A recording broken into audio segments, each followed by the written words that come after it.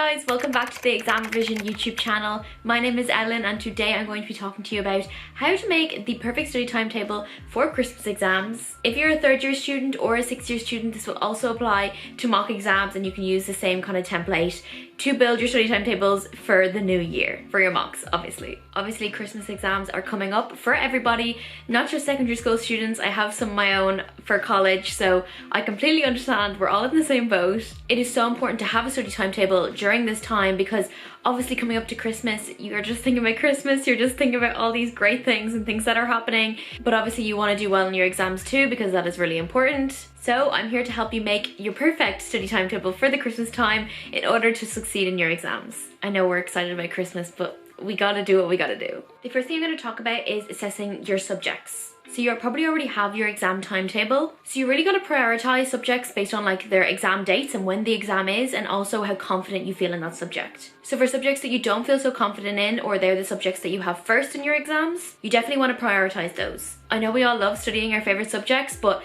there's really no point. We really just need to improve on ones that we're not so great at. If you're already getting H1s, H2s in certain subjects that you love and you love to study, you really need to take a pause on them for the moment. And I know nobody wants to sit down and study. You want to study something that you like, but it is really important to prioritize what exams are coming up first and what exams you are feeling not so confident in. For me, that would have been English and my language, which was French. I was not good at either of them, but I still had to prioritize them in order to do better in them because I was already doing great in the subjects that I liked. The next thing I'm going to be talking about is study goals. You gotta set realistic standards for yourself. There's no point saying, okay, I'm gonna study really hard for English and I'm gonna get a H1. I'm gonna really work hard and I want a H1. For most people, that is not achievable. Especially for me, that was never achievable. So be honest with yourself. If English, let's say, isn't your strong point, don't say, okay, I'm gonna study really hard for the next 2 weeks and get a H1 in my Christmas exam. Because that's just not realistic. And that's completely fine. You don't need to be aiming for the top grades.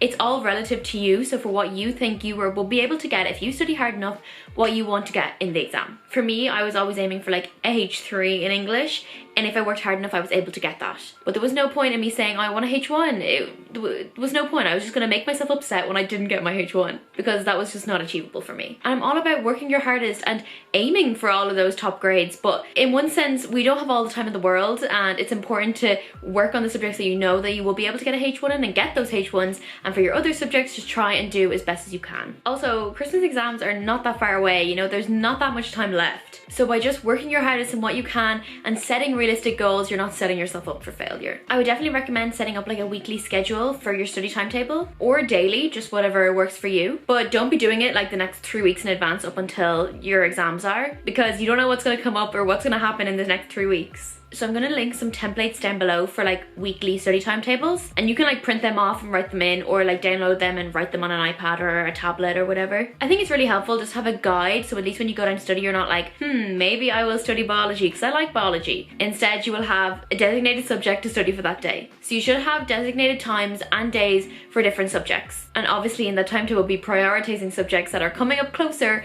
and also you're not so confident in. Some of my favorite study techniques are first the Pomodoro technique. I used this throughout all of 6th year. Basically, you study for 25 minutes, not looking at your phone, not looking at anything, no distractions. You study hard for 25 minutes, really focused in, and then you get a 5-minute break. And then you repeat the process over and over. I think once you do like 4 25-minute sessions, then you get like a 20-minute break, obviously to like eat or whatever. I found it so helpful, and there's actually like plenty of apps in the App Store. I will link some down below to use the Pomodoro technique. So basically just sets a timer for 25 minutes. Once the timer's up, it sets a timer for 5 minutes, you get a break for 5 minutes, and so on and so on. It works really well for me, and I feel like if you find it hard to focus down on something for a long period of time, this works wonders. Another technique that I love is called blurting. I don't know if I'm going to be able to explain it great, but basically you just take a sheet of paper and without looking at your notes, without looking at anything, you just write down, let's say you're doing biology and you're doing respiration. On a sheet of paper, you write down everything you can remember about respiration. Definitions, explanations, anything. Diagrams. Just write down everything you remember on respiration. And then go ahead and compare that sheet to your notes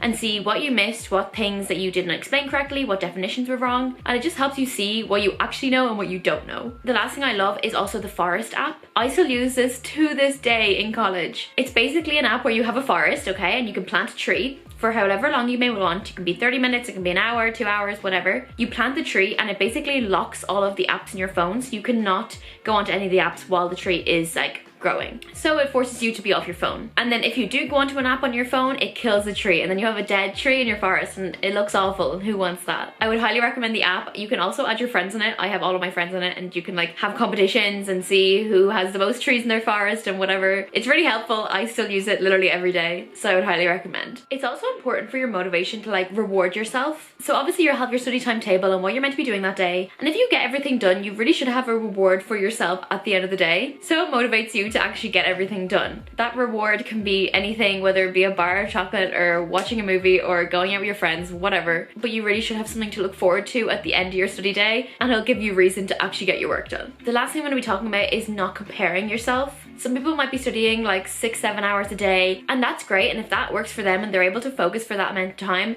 that's great. But for a lot of people, that's not realistic. So if someone comes into school and says, oh yeah, I was studying until like 3 a.m. last night, don't be like, oh my god, like, oh, I didn't study until 3 a.m. last night. But the likelihood is they didn't study until 3 a.m. last night. They're just saying it because it makes themselves feel good. Study as much as you can, and whatever works for you works for you. So don't be comparing to whoever's studying for 8 hours a day. They're probably not telling the truth. And if they actually are, that's great for them, but that's not going to affect you. I really hope you guys enjoy this video and these tips help you out. I will link below some like weekly study templates that you can print off and use and stick on your wall, and hopefully it'll give you some motivation. But good luck in your Christmas exams. I hope they go well, and if you're using this for mocks, good luck in your mocks. And yeah, I'll talk to you all very soon. Bye!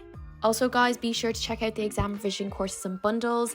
If there's a subject that you are struggling in, which you need for an entry requirement for your desired course, they have amazing courses on majority of the junior cert and leaving cert subjects. So definitely go and check them out if you are struggling.